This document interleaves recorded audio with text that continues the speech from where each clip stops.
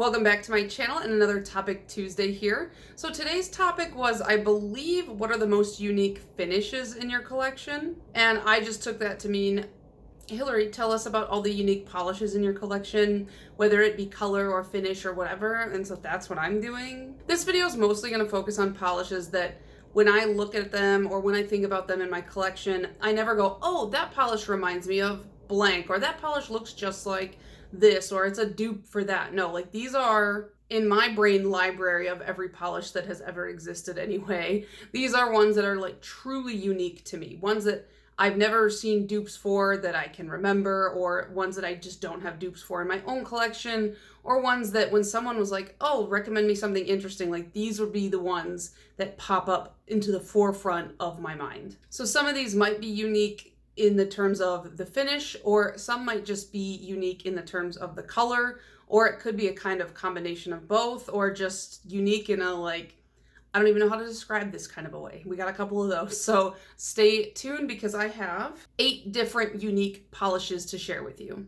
So number 1, we have BKL's Guishin, and first of all, definitely not saying that right, because every time I say the name of this polish, my boyfriend's like, that's not correct. And I'm like, well, then say it for me. And he says it to me, and then I repeat it back, and he goes, no, you're wrong. And I'm just like, well, I can't hear the difference. So it means ghost in Korean, and I say it terribly, apparently. But yeah, it's called Guishin, and it's this, I don't know how to describe like 90% of the finishes that BKL came out with. They were all very unique to me and my collection compared to anything that I bought from any other brand. I think I remember this one being described as like a pastel multi-chrome flaky though, which is not something I really have many or maybe any of. But I do have a lot in this finish where it's like a shimmery base with a highly contrasting flaky running through it. I have a few of these from BKL, and their color pairings on these are always so interesting that they make them stick out so well that I don't know if this is a unique to BKL finish or if other brands are doing it, but I just can't even conjure any up in my head because BKL just does them the most uniquely. You get what I'm trying to say? But this one has a shimmery blue base with these greeny yellow flakies running through it. It's such a weird combo.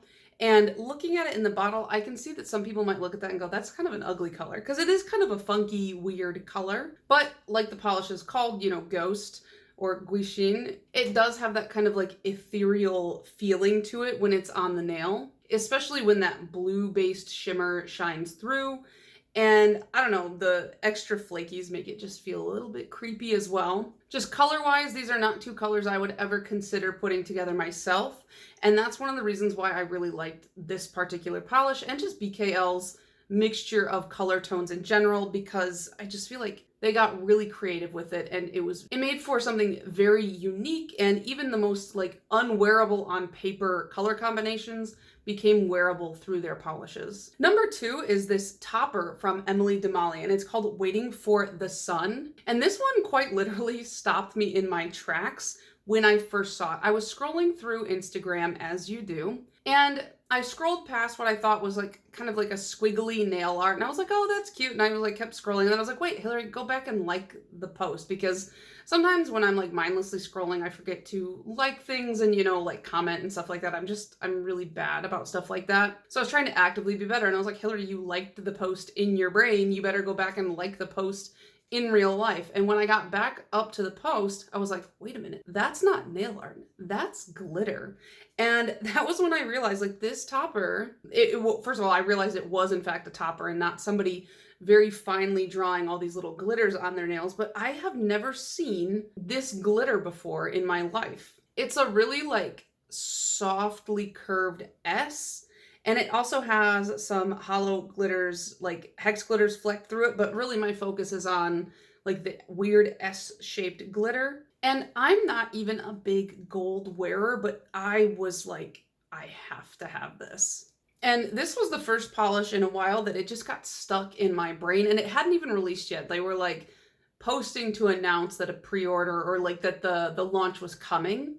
And so then I was waiting and waiting, and finally, like when the launch window opened up, I was like, I gotta get this. And I placed an order and it did not disappoint. You know, it's having a collection as big as mine and like having so much coming in all the time. I often get excited about something and then I order it. And then by the time it comes in, I'm like, oh, I don't have time to wear this right now. I made this a priority and I wore it in the first week of January and it went on super easily. It laid down really smooth because these glitters are quite fine. It's perfect. And just really interesting. But if you guys have ever seen glitters like this in a polish before, let me know because I just never have. Now, number 3, I feel like this one is something that other people might be able to dupe out, but for me, I just can't, which is weird because it's a mainstream and usually I can dupe out most mainstreams. But this is Orly's Metamorphosis. This is a teal with a kind of goldy green shimmer, or maybe it's like pink even, running through it. And I have no shortage of teal polishes. I went through a pretty big teal phase for a while there before I got on YouTube. This was like pre-YouTube. Hillary was obsessed with teals for some reason. I just don't have anything like this. And any teal that I do have with a shimmer in it either isn't this dark of a base or the shimmer just isn't as strong. And I don't know, it's just this whole collection, the fall Orly collection, it really sung to me in a way that a full collection rarely does. And this one was definitely one of the standouts from that collection. You guys know what the other one is. I'm not going to say it, but I don't know.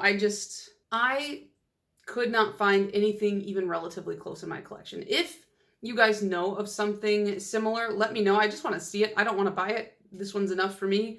It's 18 milliliters. I'm never going to get through this in 2 lifetimes, but I do still like to see, you know, when there are dupes out there, just to compare for myself, just to see it on screen.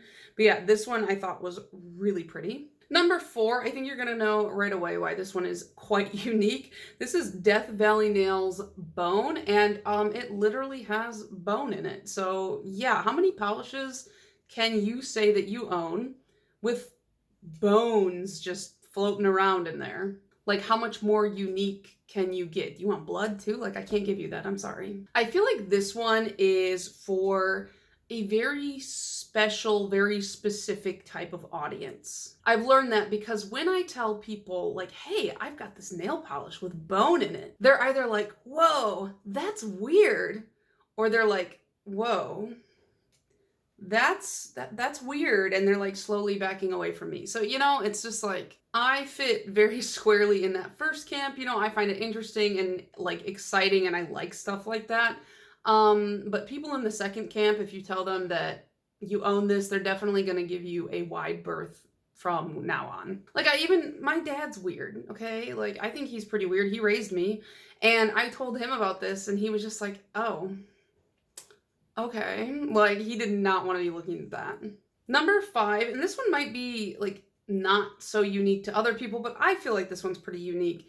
This is China Glaze's Celebrity. Now, like, bar glitter is not hard to find out there, but typically it's found in toppers, or it's scattered with other things in a colored base, and it's usually like a chunkier bar glitter. This is just very different to me. I don't own any opaque polishes with bar glitter that look anywhere near the way this one does. It's like the perfect AstroTurf Christmas tree type polish. And it's in a green base, and these are like really, really fine silver bar glitters. And I think there's some scattered like super micro glitters in there as well. But your eye is definitely drawn towards the bars. If they released this in multiple other colors, I would probably buy every single color because like I feel like this is such an interesting and cool looking polish. In the bottle, it's kind of hard to discern what it's going to look like because those glitters are so packed in there. But on the nail, trust me, like AstroTurf City, it's so funny. I know some people are a little bit freaked out by bar glitter. I've seen some people say like it reminds them of hair, so they don't like it, which I respect that. I have 9,000 weird hangups. I'm not going to make fun of your weird hangup, but I just do like the idea of like weird hair nails. That's really gross. And I love it. Okay, number 6 is kind of more of an overall category, but I just feel like nobody does jellies quite like Cirque Colors does jellies. I have olive jelly, dove jelly, and citron jelly. which I also like to call butter jelly because that's, let's be real, that's what it looks like when it's on your nails. And these are just 3 really unique and unusual jellies that I have in my collection. I have not really seen other brands doing jellies in these types of tones. Usually when you see jellies, they're really bright and fun and like summery, like very reminiscent of the 90s, or they're like a vampire red jelly color. Like those are like the main types of jellies that I see. You rarely see kind of strange grungy types of colors. And I mean, obviously this yellow is not grungy, but I just like it because it looks like butter, so it came into this category too. Cirque does do more like normal types of jelly colors, like they do have some pastel type jellies and stuff like that, but they also have like this brown jelly called Cocoa and this kind of grungy purple one called Haze Jelly that also just kind of fit the bill when it comes to weird jelly colors. Number 7 in my list of unique polishes is Essie's Belugaria. In the past, I have said that this one reminds me of Julep Sigourney, or maybe vice versa. I said that Julep Sigourney reminds me of Belugaria, only it's more wearable. But as much as I said at the beginning, like, oh, these aren't going to be polishes that, you know, remind me of other polishes, they truly stand out. Like Essie's Belugaria still just stands out because this stuff is as thick as roofing tar. Like it is so chunky. It has these huge hollow glitters running through it. When you pull the brush out, it's like I can see the grittiness on the brush. Somebody informed me that it was based off of like whale caviar or something like that, which is like, first of all, disgusting, but second of all, perfect. I would love to have seen the promo shots, if there were any, for this polish. Because in the bottle, you don't think much of it. You're like, oh, it's a black with big silver hollow glitters. Cool. Seems kind of normal. But it's got these like crunchy caviar beads. Not that I know that it's crunchy from like eating it. I don't know. They just, gritty would be the better word, not crunchy. This has never been in my mouth. But those like gritty beads that I think Sinful Colors did like a sneaker texture polish, and they have kind of a similar thing going in them, but the ones in the Sinful Colors polish are a lot sparser, you know, and so it gives texture to the nail, but it's not like, those polishes aren't gritty. Those polishes don't feel like you're dragging wet sand across your nail, and this one does, and it is truly unique. Not in like a great way. Like this isn't one that I'm like, man, I can't wait to get home and paint my nails with Essie's Belugaria. Like it just looks, without top coat, it looks bad enough, but it's fun. But when you put top coat on it, it just looks oily for some reason. It's weird. But yeah, as much as this is not one that I ever foresee myself wearing again, outside of like a highly specific circumstance that I can't even think of right now, I just can't bring myself to get rid of it because it's just so funny. And finally, the last one that is super unique, although I wish it wasn't, I wish there was more like this. It is OPI's Pineapples Have Peelings Too. And let me just show you how this tends to separate when left in the drawer. Like all the glitter sinks to the bottom, the metallic pigment goes into the middle, and then this like gross oily looking base is all at the top. But if you shake it up really quick, I mean, good as new. This is pretty unique to me just because this is the first time I had ever really seen a metallic base that also included some kind of metallic glitters in it, or really just any metallic with a glitter. I feel like metallics that have chunky glitters in them are very few and far between, and when they come out, they're ugly. I mean, prove me wrong, tell me one that's not, but until then, I'm gonna go with they're all ugly. This one is no exception, but you guys know I do love ugly things. Somebody in my hot takes video said that they felt like there should be a whole line of these for multiple types of fruit, and I fully agree. Could you imagine like a cherry one and a grape one and stuff like that? That would be so funny. I love that.